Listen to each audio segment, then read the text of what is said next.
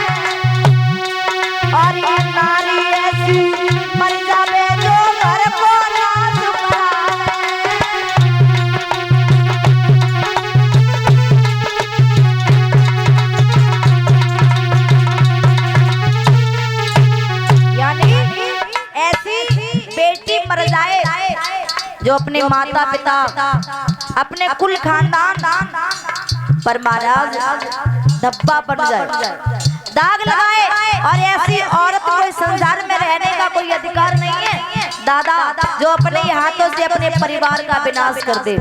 और याद रखना, अगर औरत चाहे तो माताओं, अगर औरत चाहे तो अपने घर को स्वर्ग बना दे, औरत चाहे तो अपने घर को नरक बना दे। अगर आदमी महाराज चाहे तो चाहकर भी अपने घर का विनाश नहीं कर पाएगा, और अगर घर में समझदार औरत है, भैया समझदार औरत है तो महाराज वो घर अच्छे से चलता है, वो स्वर्ग बन जाता है। और अगर औरत अपनी पे उतर आए तो सीख की नोक से ही महाराज पूरे घर को खोद के फेंक दे, क्योंकि नारी नहीं नौरंगी ढके तो पूरे कुल को ढक दे, ना फिर नंगी की नंगी।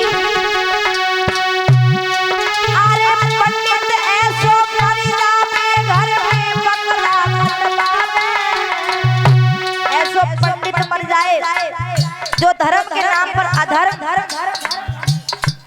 अंधविश्वास और महाराज घर में खूब बकरा मुर्गा कटवाए, मांस का सेवन करे, मदिरा का सेवन करे।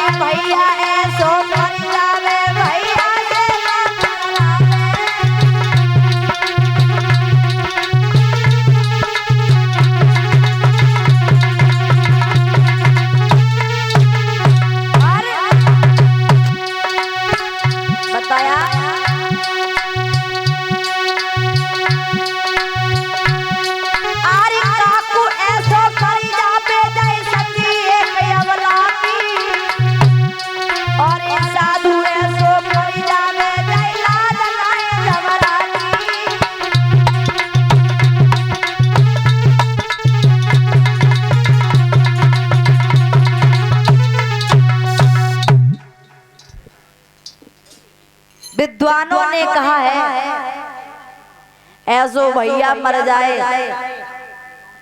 जो घर में ही महाराज घर में बेड़ा डलवाए दे, ऐसी औरत मर जाए जो अपने हाथों से अपने घर का विनाश करवा दे। लेकिन धन्य महाराज उग्रसेन बड़े ही सुंदर न्याय प्रिय, प्रजा को पुत्र के समान वात्सल्य देने वाले राजा है। और जितने सदाचारी महाराज उग्रसेन है, उतनी ही उनकी नारी मैया पवन रेखा पतिव्रता है।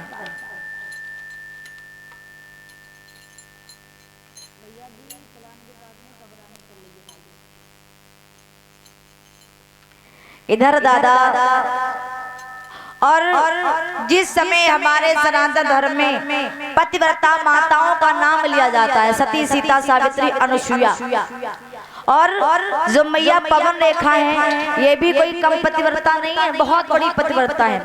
और एक पतिव्रता स्त्री के अंदर कौन कौन से लक्षण होते हैं भैया सुरजीत की? करणे सुदासी सैने सुरंभा भोजने सुमाता कारेश मंत्री।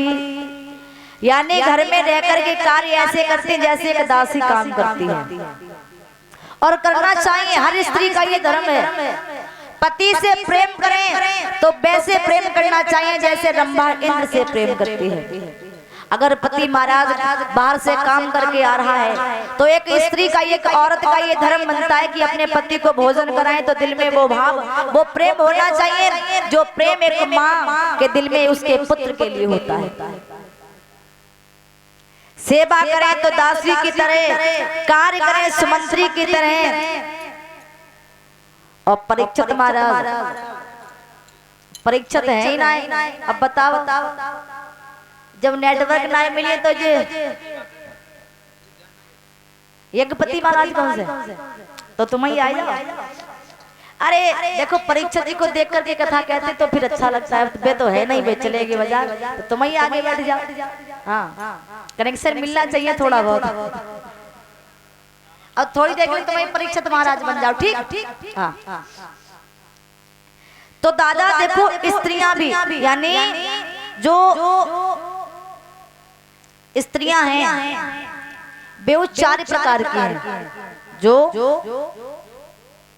स्त्री हैं वो स्त्री भी 4 प्रकार की है।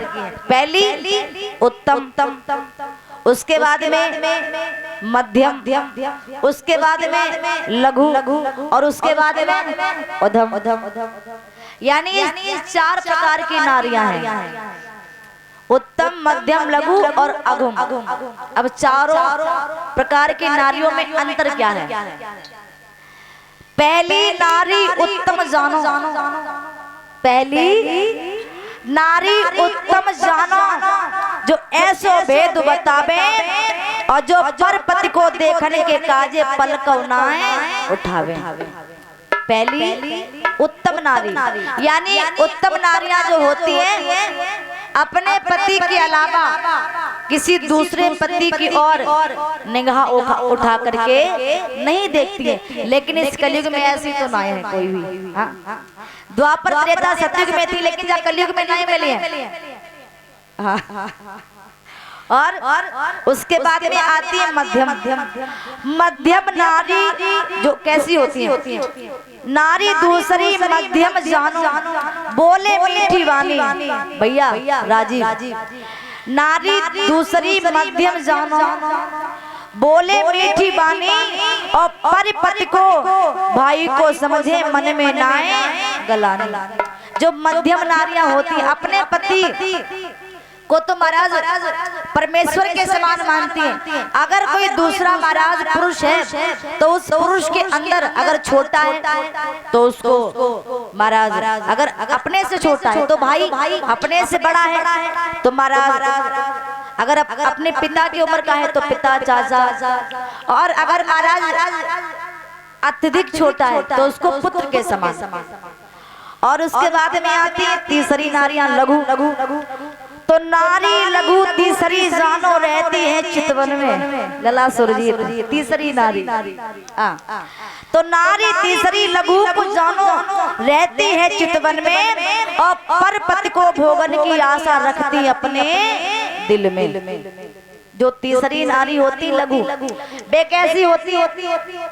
अगर कोई अच्छा पुरुष उन्हें दिखाई पड़ गया तो मन में उसको भोगने की इच्छा मन ही मन जगाती रहती है, मन ही मन विचार करती रहती है। ये तो हो गई महाराज लघु। अब उसके बाद में आती है अघम नारियां, यानी चौथी नारी अघम कर जानो बनी रहे बीमार। भैया राजीव, चौथी नारी अघम कर जानो बनी रहे बीमार और जग में जाहिर एक पति गुप्त रहे 10-5। ये होती है अघम नारियां, सबसे लास्ट वाली। और पहले की नारियों में और यज्ञपति महाराज आजकल की नारियों में धरती आसमान का फर्क है। वैसे मैं किसी की बुराई नहीं कर रही हूँ, मैं भी एक नारी जाति हूँ। कहते पहले की नारियों में और आजकल की नारियों में धरती आसमान का फर्क है। और पहले जो हमारी माताएं थी, पति के ऊपर चाहे कितना भी संकट पड़ जाता, चाहे अमीरी हो चाहे गरीबी हो, लेकिन साथ रहती। लेकिन अब भैया मुनिंदर आज ऐसा नहीं है। अगर पैसा कम होगा तो फिर हाँ, अब तो देखो दामाद के संग सास भाग जाती क्या, दामाद के संग सास। अब आखिर लोग विश्वास करें तो कौन से रिश्ते पर विश्वास करें। ओ भैया आजकल की नारियां कैसी हैं कि नारी प्रेम सबई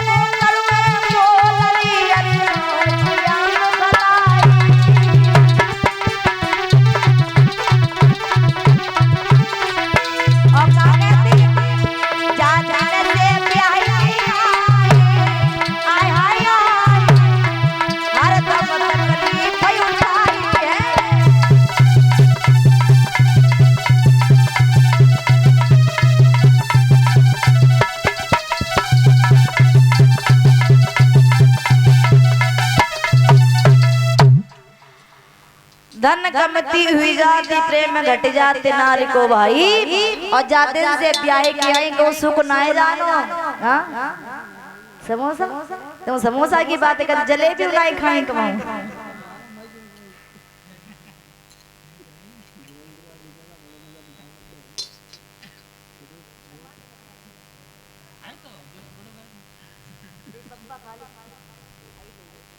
बोलिए सच्चे दरबार की।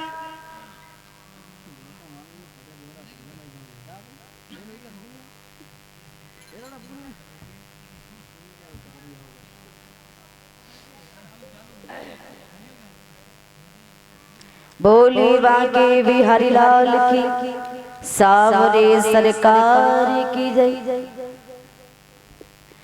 आइए बड़े प्रेम से छोटा सा कीर्तन, फिर आगे कथा में प्रवेश करेंगे।